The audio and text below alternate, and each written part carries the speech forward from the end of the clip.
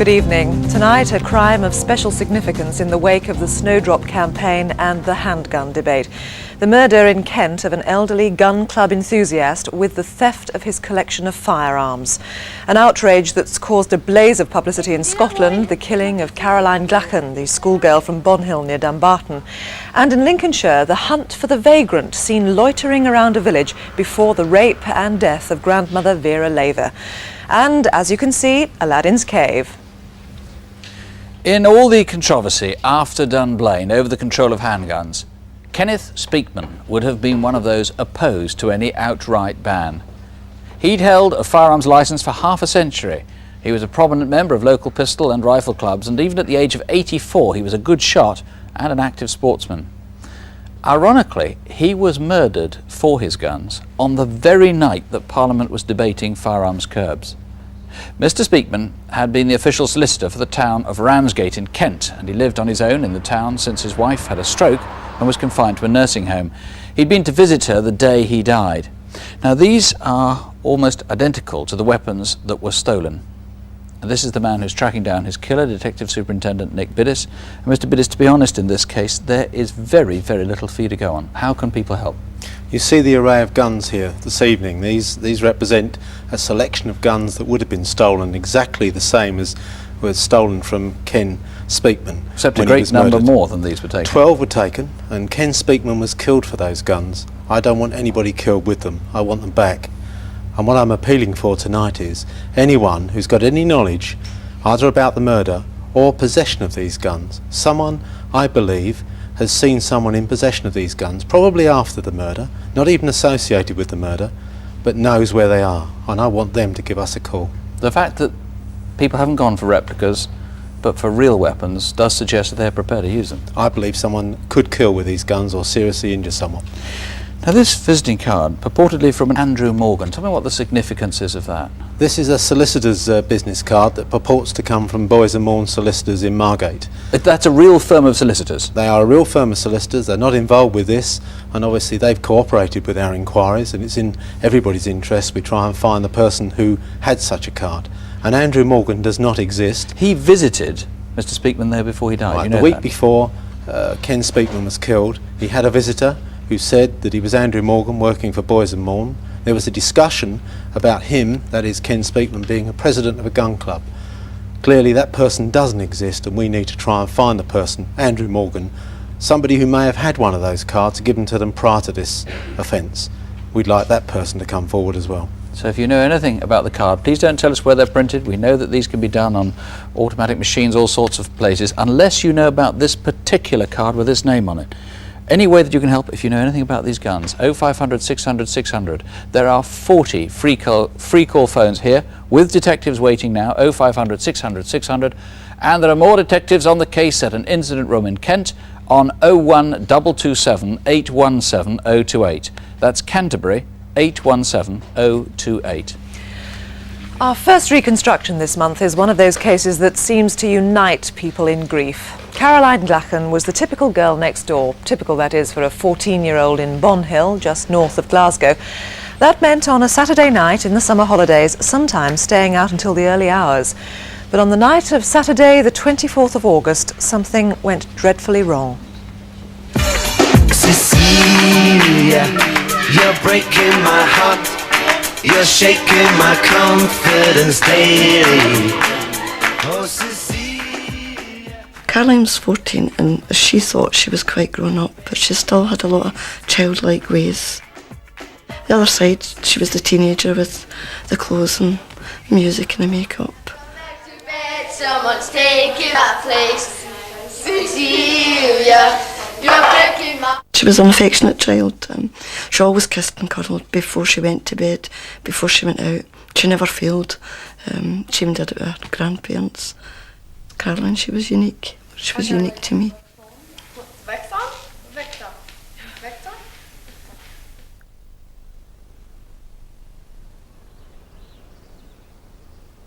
Caroline's hometown, Bonhill, is separated from Renton by the river Leven that flows on to Dumbarton. On Saturday, August the 24th, Caroline spent the afternoon visiting friends on both sides of the Leven, and shortly after 9 that evening she took her normal route home along the river.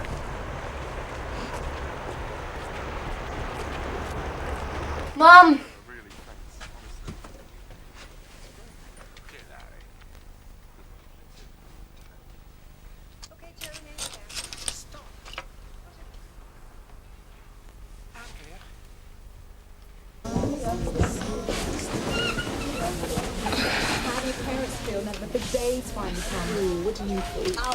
Are you wearing my earrings again?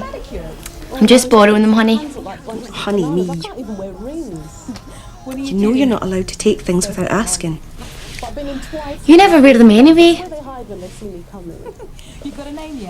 Caroline's mother was going out that evening, heading off with her fiancé to celebrate her 40th birthday.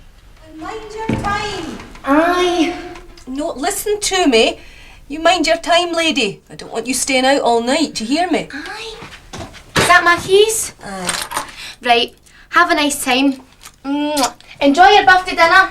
Aye. Bye. Bye. Caroline met up with one of her friends, and together they spent the next couple of hours drifting round and meeting pals. At 10 to midnight, they left a friend's flat and started walking once again. Caroline was one of my closest friends. She made me laugh, and that evening we were just going to visit some friends. Do you want to stay at my house tonight? Mum was about. It's their birthday. Aye, whatever. Right, well, I'm going to see my pals. Do you want to come with me? No, I just want to stay and watch a video. Right, you take the keys. I'll just go myself. Hey, yous, come here. Hey, yous, come here. This is a few hundred yards away at about the same time. Who was on that scrambler bike? He's an important witness because he was on the towpath that Caroline was heading for. You can watch a video when I get back. What videos have you got? There's hundreds of them. Just keep Joanne company. I'll be back about 2. Right, will we do that, Lottie? Right, my way, see you later. See you later. So, not keen on watching the video, Caroline now took to the towpath across town to find her other friends.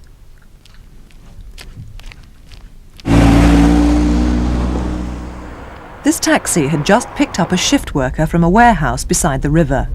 I know her. Wonder what she's doing down here at this time of the night. The man was about 20 to 25 years old, about 5'4" to 5'6", average build. He had sideburns, sharp features and was clean shaven. The jacket seemed to be a green colour and the hood had a light lining.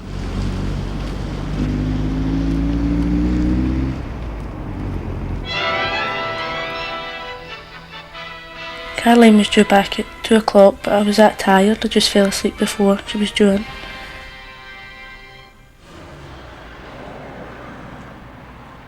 This man lives a couple of hundred yards from the river. I was asleep and just heard these 2 screams, loud. I jumped out of my bed and I looked towards the water side. There wasn't a soul or a movement. I went back to my bed and on and off, thinking what could have happened.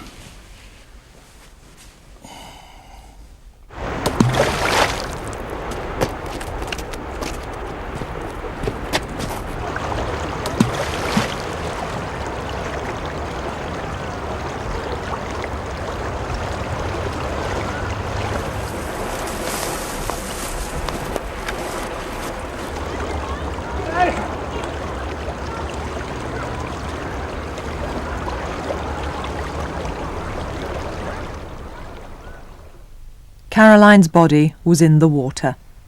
She had been violently attacked and by now had been dead for some hours. She was 14.5 years old. Dear Mrs. Glacken, it's very difficult to find the words right now, but I wanted to let you know how deeply sorry I am about Caroline. She was a very special wee girl and we were all very fond of her. She used to visit us regularly and would just sit for a chat. We always ended up laughing.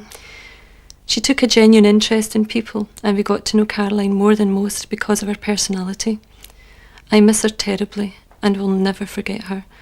Our prayers and thoughts are with you. She was my life. She was everything. I always felt she was a gift. And it was, you'll not get any more special gift than what she was to me. Obviously a very popular and much loved young girl. Jeanette Joyce, you have an artist impression, as we saw on the film, of a man seen following Caroline, but you also have a likeness of someone you'd like to come forward as well, haven't you? Yes, tonight we're releasing an e-fit of a man who we believe regularly walks his dog in Dillyship Park in Old Bourne Hill. Now, we believe he's had some amount of contact, a small amount of contact with Caroline, and although he hasn't been seen for some months, we'd still like him to come forward so we can eliminate him from the inquiry. And he's described as 30-35 years of age, stocky built, he is tanned skinned, a ruddy complexion, has dark hair, a dark moustache, and wears black clothing, and including a black baseball cap. Now, witness is obviously very important at that time of night. The Vale of Leven Academy is quite close to where she was attacked, isn't it? Yes, the Vale of Leven Academy and the grounds of the academy overlook the part of the towpath where Caroline was attacked. Now, about midnight, we know that 2 people left the grounds of the academy. One is a female, and we would ask them to come forward. If they're listening to this programme tonight and recognise themselves, please telephone us now. Could there be many other people on the towpath at that time of night? Well, I believe because the towpath is so dark, Caroline's attacker knew the area and was comfortable there. I would appeal for fishermen who use the towpath, including poachers, to contact us without delay. And I would just send a message to the poachers: I'm not interested in why you were down there, but what you saw and what you heard could be vital to the inquiry. And I would really remind the public in general that we're approaching Christmas, and Caroline's mum and dad have lost a much loved daughter, in fact their only child.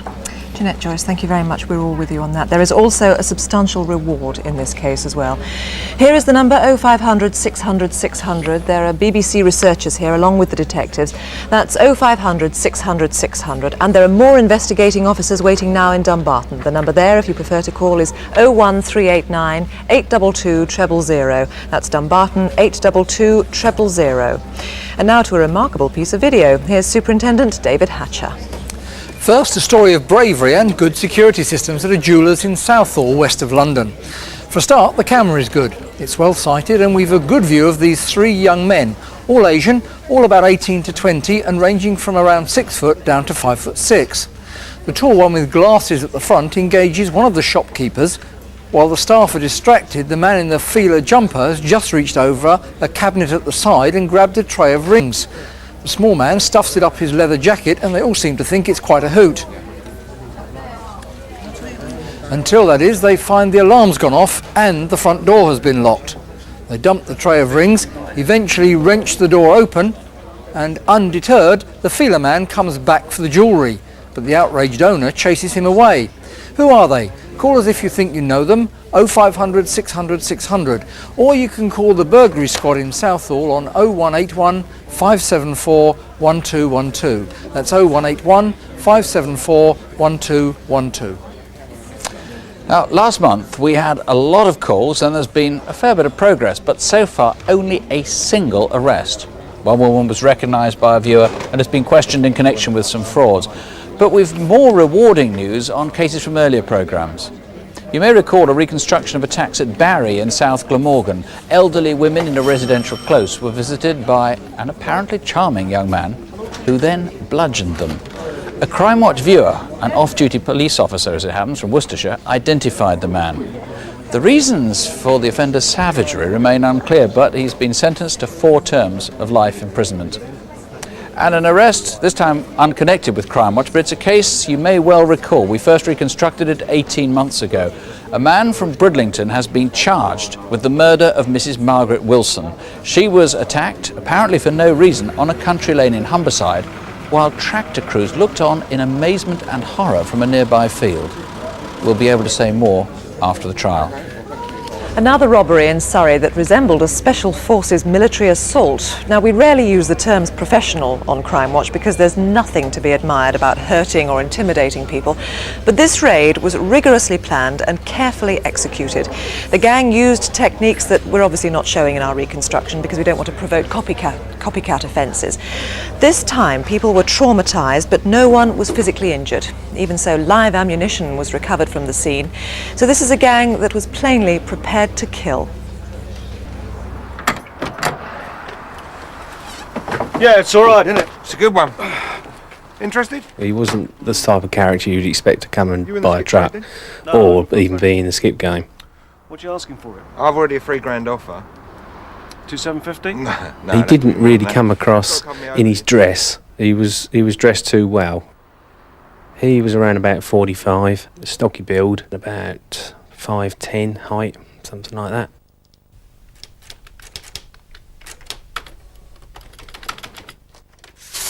The man was happy to pay cash. When he came into the office, he didn't seem to want to make conversation at all. Yeah, okay, thanks. So he gave me the money, and I counted it. The strange thing I noticed was it was all in different denominations, all mixed up in bundles of 100. He gave a false company name and went off with his skip truck. Three weeks later, mid-October, at the Albany Park estate in Frimley, Surrey. I was taking some stuff out of my van and I saw this bloke in front of this building. I was aware that this building was used by security lorries that go in and out of it. And he was taking some photographs, and that seemed just a little bit unusual to me. Well, he got into the passenger side of the car and I was surprised to hear the engine start and the car move off. So I assume it must have been a left-hand drive. From Surrey to Middlesex 1 week later. I was out with a colleague in a marked police car. We were having a drive around the local area, and the central trading estate is being demolished at the moment. There's lots of building contractors and units are very insecure. So we took a drive into Mustard Mill Road. As you're coming on the left-hand side, there are normally lorries parked, and this one in particular, was the skip lorry, caught my attention. It's nice and new and shiny, doesn't it? Yeah, it looks freshly painted, doesn't it? It does, yeah. A bit unusual for an A-Reg. Yeah, Tango Golf receiving 184. Can I have a car check, please? It's an unattended vehicle. I did a check. This told me that the colour was different. It came back as being a blue one, but in fact it was yellow and white. Yeah, thank you. It also told me that it had no road tax or an operator's licence. It appeared suspicious. It shouldn't have been there. But was called away, so off we went, and I intend to come back to it. Now back to Frimley, much later on that day. As I left work on the Monday evening, which would have been between about 6 and 6:30 p.m, I noticed as I was walking to my car a skip lorry appear from in front of me. It's unusual to see a skip lorry on the estate, and also because the arms which are normally used to pick up a skip were in the extended position rather than parked in the way you'd normally expect.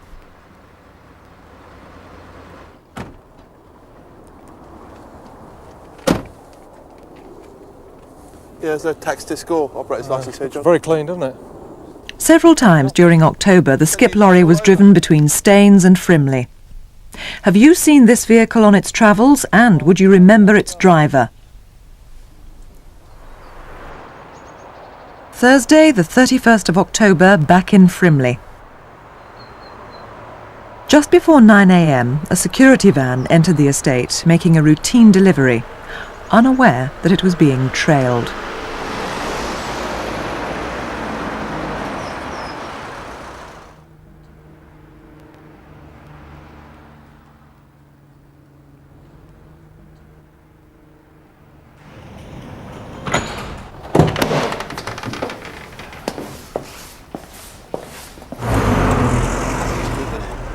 I was in a bit of a rush, and there was a blue van parked, not in the bays, but actually on the road, and I found it difficult to get past him because there's a lot of oncoming traffic. I was really annoyed simply because I was running late for work. As I went past him, I turned around and looked and gave him a glare, He had a round face, smooth complexion, dark hair and dark eyes. He appeared to me to be thick-set, quite youthful looking.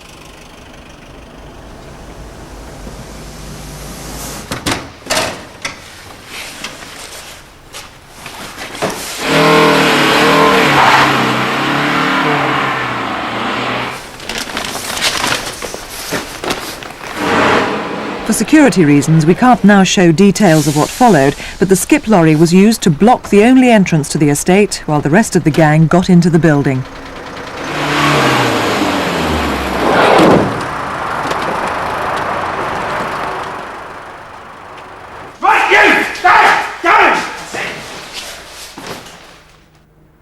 There was a lot of money there, most of which was foreign currency. The gang may have difficulties disposing of it.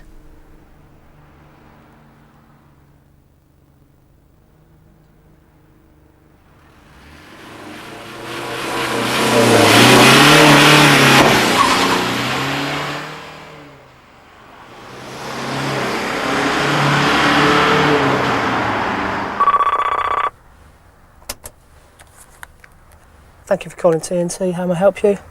Hello, Mike. How are you? Yeah, I should be there soon. Yeah, I've just finished here. And I should be along soon. What? Mike, there's something going on here. There's two blokes gone by in the van. Balaclavas on. M330XWU. Get that down. I'll ring you back later.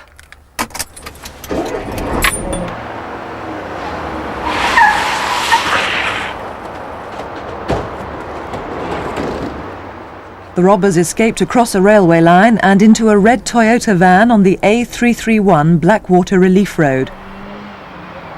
It was later found abandoned on the nearby Farnborough Retail Park.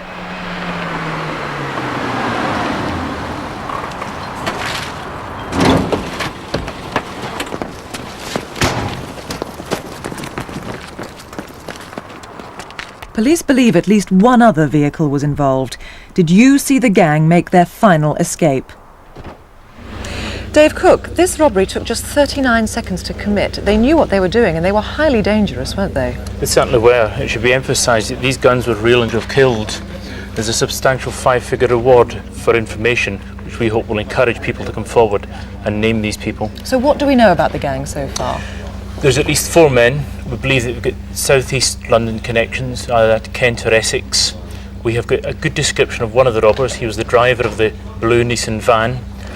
He's stocky build with a noticeably round face, clean shaven, light brown hair with the left parting, dark eyes, possibly brown. So let's hope that someone can link that description to someone they know. Now the van he was driving, tell us more about that. Blue Nissan van, it was stolen in June of this year from Chiswick. We'd like to know where this vehicle was over the last 3 or 4 months. At the time it was stolen, it had the index number of N351HRK, but during the course of the robbery it bore the plates M330XWL. Another description, the man buying the skip lorry. Yes, again, a good description here. He's about 5'10" in height, approximately 40 years in age. Mid-brown collar length hair with several days stubble. He was smart in appearance and he wore a significant dark green checked trilby hat. Now the skip lorry was stolen a month before the robbery. Difficult to conceal for a month, isn't it, that sort of thing? Very difficult. I mean, this vehicle was immaculate, so therefore it was noticeable. It stood out wherever it was. Now the Toyota van, the one that they used to make their escape, that again had false number plates, didn't it? Yes, that was stolen 2 years ago from Newington Causeway in southeast London. At the time it was stolen, there was some significant damage to the vehicle, which has since been repaired. We'd like to know who repaired the damage and where. The index number of the vehicle at the time it was stolen was E25NJD, and during the course of the robbery it was F75RYO. Thanks very much indeed. And also, all the vehicles were in very good condition, and the police think that they might have all been steam cleaned. So if you remember steam cleaning these vehicles, do get in touch. And there is, as we said, a substantial reward. Here's the number, 0500 600 600. If these men aren't caught, someone is likely to get hurt or even killed. 0500 600 600. That's here, as we say, live to the studio. And the incident room in Camberley is also standing by tonight. You can reach detectives there on 01276 27131. That's Camberley 27131.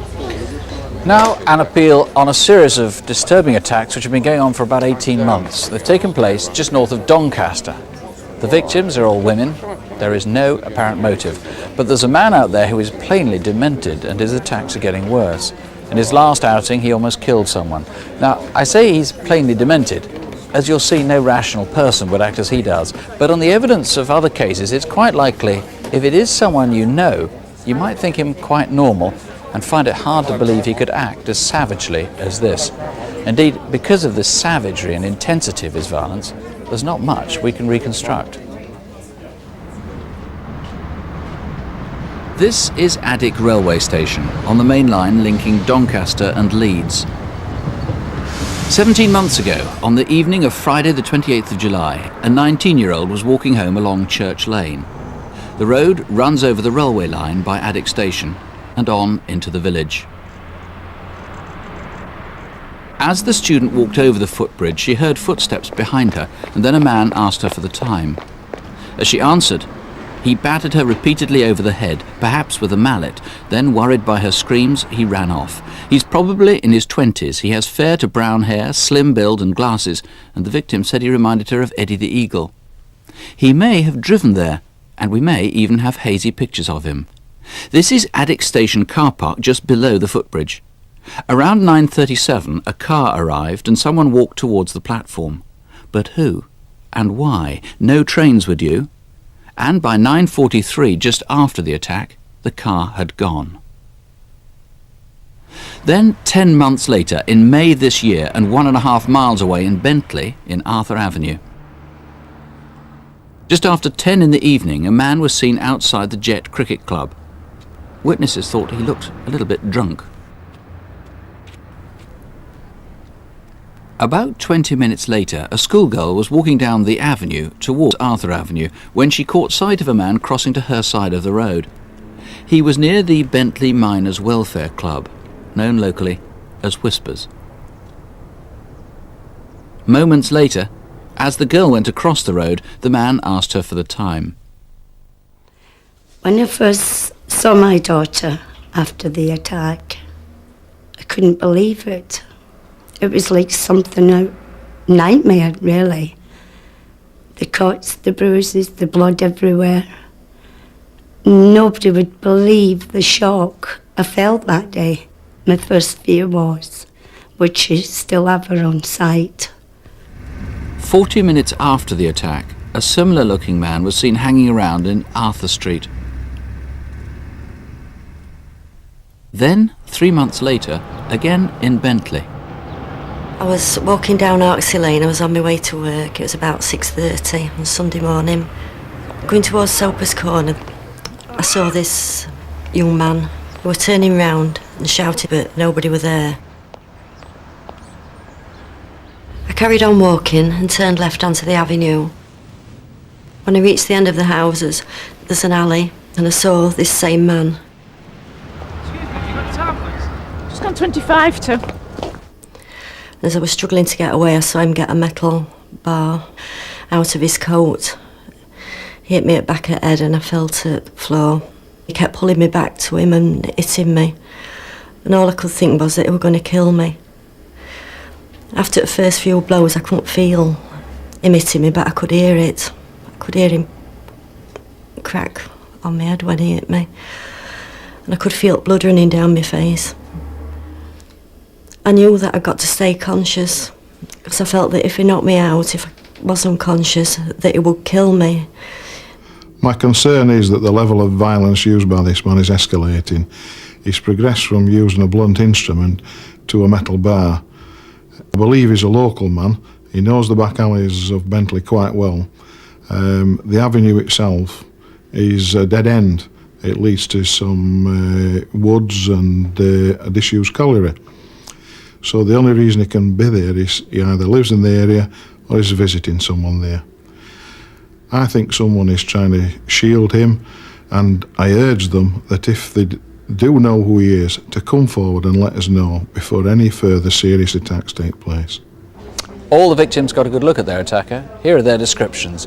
He's in his 20s. He's between 5'8" and 6 foot, but he's slim with a South Yorkshire accent. He has fair to brown hair, though maybe he's dyed it darker at some stage or perhaps was wearing a dark hat or cap.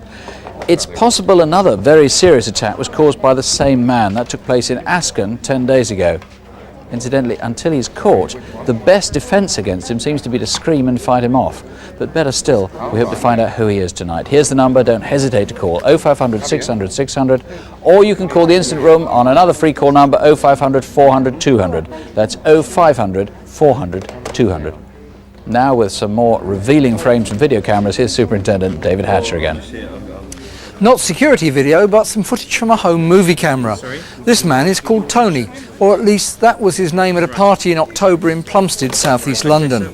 He's almost certainly from Nigeria, since he mixes with Yoruba speakers and may speak it himself. After the party, a 14-year-old girl was raped.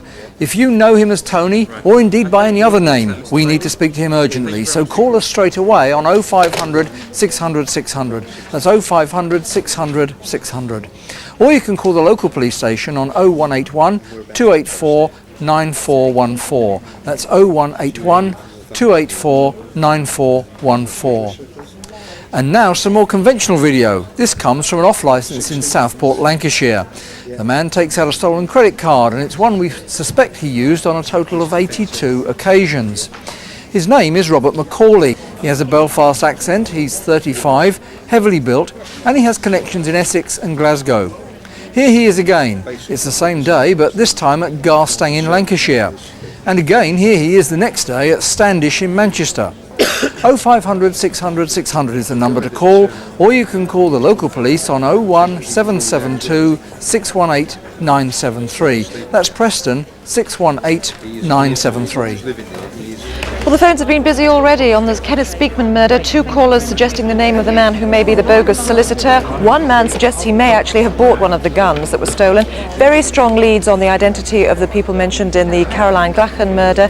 Very strong lead also on the Southall robbery. 3 independent callers giving the same names. And the Frimley armed robbery, 1 name has been put forward, and a witness suggests that they may have seen the van and the skip trucks parked together in Hounslow. 2 months ago, we made a brief appeal about a tragic and unusual crime in Lincolnshire. As a result, detectives have gathered from Crimewatch viewers several more sightings and enough new evidence to turn the case into a reconstruction. It's about Mrs. Vera Lever, who lived in the village of Tetney, just south of Grimsby, and the events you're about to see unfold took place 12 weeks ago. Our scene starts on Thursday, September the 19th.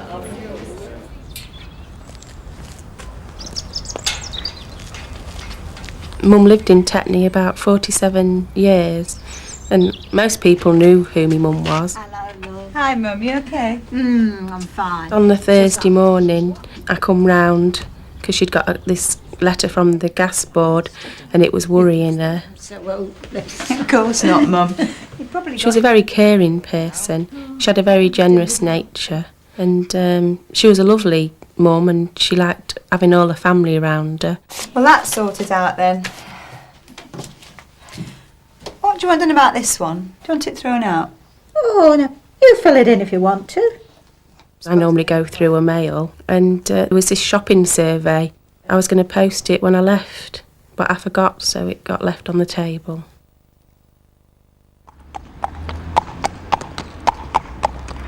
Dawn the following day, Friday, September the 20th. I just left home around 5:10. Drove to Tetney, down Station Road. As I approached the junction of the A16, I saw the chap stood on the right hand side, right back near the hedge. I had a second glance at him as I pulled out, and I thought, I wonder what he's doing at this time of morning, stood there near the hedge, because he didn't look, as though he was waiting for a lift. Who was the man? How did he get there? And did anyone else see him? Tetney, 2 miles away, and 2.5 hours later. As I reversed out the drive on my way to work, I saw a man walking towards me. He was dressed in dark clothing, he was aged in his 30s to 40s. The main thing I remember about him was the amount of stubble that he had on his face. He seemed very much out of place, not somebody that you would normally see in the village. Come on, G. There you go. I see you. Come on.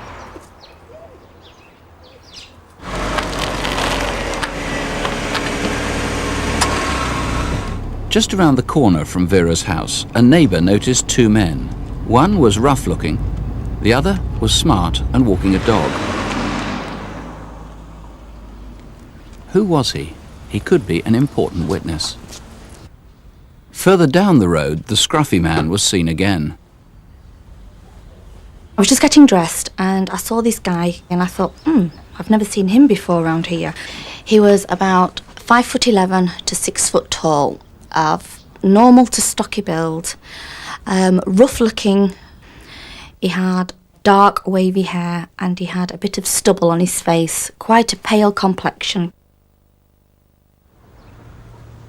I noticed him again from the reflection across the way. He was walking towards the cutting. Oh, better go and post these, hadn't I? Now, you can't come this time. You can come a bit later, OK? Good girl. At about 8:30, a neighbour noticed Vera heading for the cutting, a footpath that led through to the postbox.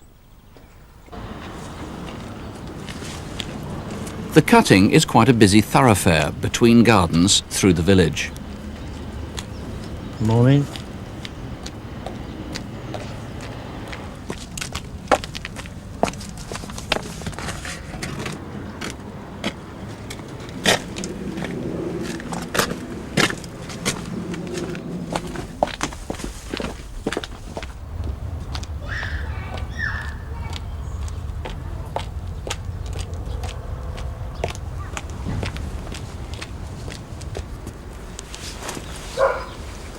A villager heard moans, but thought no more about it.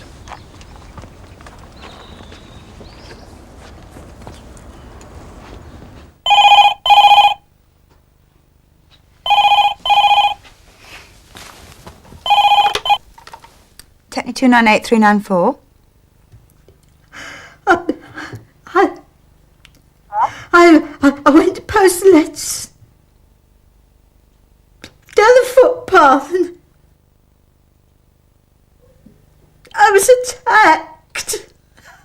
I couldn't believe it. I felt so sorry for my mum to have to go through something like that at her age. I mean, it'd be bad enough for anybody, but, you know, for somebody of my mum's age, you know, I felt shaky for me mum, you know, as if it had happened to me, so, you know. Hello? We need your help. My mother's been raped. Half an hour later, on the busy A16 from Louth to Grimsby. As I was driving towards Talbar roundabout, I spotted a man in dark clothing, heavily dressed for the type of morning it was. He had a black woolly hat on. I thought the jumper could have possibly been navy blue, and his jeans possibly black. He was a thick-set man, tall, and his hair was black, turning grey. Did you see him that day? That afternoon, Vera came home from hospital and went to run a bath. Within moments, she suffered a major stroke. To think what she went through in the morning and then to die in the afternoon, you know, we couldn't believe it after all that she'd gone through, and then she died. I mean, we all know she'd still be here now if that hadn't have happened to her in the morning. I always thought she was going to live to be in her 90s. And now it's all been taken away from her. Martin Bontoft, how good a description was Vera Labour able to give you? Yes, she was able to give us a description of her attacker, and that was that he was a white male. He was 30 to 40 years old. He was around 6 feet tall, and she described him of a muscular physique. He had several days' growth of stubble on his face, 3 to 4 days' growth of stubble, and she particularly remembered that he had piercing, menacing eyes. He was wearing a black woolen hat, and he had a top or jumper on that was rough to the touch, and dark trousers or jeans. Now let's take a close-up at that artist's impression, and right. I should say this is what you describe as a composite. Now, what does that mean, and what are the limitations? Yes, what that means is that is an artist's impression that has been made up from a variety of different witnesses. It is not meant as an exact image of the offender necessarily, or even the person that was seen in that area. It is a rough guide. Do you think he's done this sort of thing before? I think that this man will have committed this type of offence in the past, yes. So there may be women watching who've been frightened by him, have been approached by him, even perhaps raped by him. Absolutely, Who you want to call in? Yes, absolutely. And you've got DNA evidence, so you can eliminate people very quickly. Yes, it's made things much simpler now. If we do get any suspects, we simply need to invite them to give us a sample. We can get a DNA profile from that and compare it with the one we've got. And if you think he's done this before in the past, presumably you're concerned he'll do it again in the future? I'm very concerned and think that he may try it again, yes. Whatever help you think you have, do please call 0500 600 600. It's free and it could stop a repetition. 0500 600 600, or you could try the incident room direct on 01522 532 222. That's Lincoln 532 222. And now, finally, after an unacceptably long gap, Aladdin's Cave is back on Crimewatch with a treasure trove of recovered property. If you've ever had a burglary, who knows, something here tonight just might be yours. Now, this lot is a small part of the haul from Operation Schwellen, a coordinated campaign by London's Central Crime Squad, but this stuff comes from all around the United Kingdom. And here to take us through it, as ever, is Eric Knowles. Question, do you recognise this man's face? He's oil on canvas. Probably Dutch. It's quite a clever painting. However, should you prefer your paintings to be of a slightly smaller scale, then you won't do much better than these 5 miniatures. In particular, the central portrait is actually inscribed with a gentleman's name and his town of origin. But look at this, this is a lovely little treasure. A little tortoiseshell and silver box, beautifully inlaid with mother of pearl. I love those 2 little squirrels. And it's actually inscribed on the inside with the details of a well-known town. In fact, it's Ipswich, I'll tell you as much as that. Would you like 4 Georgian silver salt cells? Well, come Christmas, I'd love them myself. But there they are, silver gilt in scallop shells. They don't come much better than that. Now, there are no prizes for guessing the origin of this particular clock. It is in fact German, complete with twin sconces and the figure of old Father Time himself. But passing the odd canaletto on the way, let's move to 2 great 19th century heroes. First of all, the Iron Duke himself, the Duke of Wellington. There he is, resplendent upon Copenhagen, his trusty steed. And next to him, Gordon of Khartoum, no less. They're both in bronze and they're both quite weighty. But when it comes to weight, this lady beats them all. This is Chinese rose quartz, and this is the goddess Kuan Yin. This is seriously heavy, so the police are actually looking for a burglar who's obviously got a hernia as a result. But one thing that burglars do like to go for is silver, and the bigger the better. And this is part of a table silver. It's all inscribed. It's actually got the coat of arms and the gentleman's name, the recipient's name. And it stands on quite a nice Georgian wine cooler, brass bound with swing handles. Alas, the base, as is always the case, is much, much later. And finally, 4 locals. They look as though they've just walked off the set of Me and My Girl. To be honest, I feel like a bit of Any Old Iron coming on here, but me singing, now that would be criminal. Details of all of these items can be found on CFAX on page 621. Or you can call officers direct here in the studio, or locally on 0181 246 0034. That's 0181 246 0034. Well, that's all for this month. Here's the number for any of our cases, and you'll find local numbers on CFAX on page 621. Note that's a change of number, page 621. And at long last, we're on the internet. Our address for electronic mail is easy to remember. It's Crimewatch UK at BBC, or more precisely, CWUK at bbc.co.uk. And if you've any information on any crime that we haven't covered, then do try Crime Stoppers. They're on 0800 555 111. That's 0800 555 111. We'll be back with Crimewatch Update at 11:40. Please join us then. I hope we'll have news to make it worthwhile staying up. If that's beyond your bedtime, we'll bring you up to date 5 weeks from now. That's on Tuesday, January 14th. It still seems a long way off till Christmas, but have a good one and a wonderful new year, and some splendid news to end on. Detective Constable Jackie Ames is now a mum. As you can see, she gave birth to a baby girl, Annie, shortly after last month's programme, and both are doing fine. Indeed, Jackie will be back next month. Don't have nightmares, do sleep well. Good night. Good night.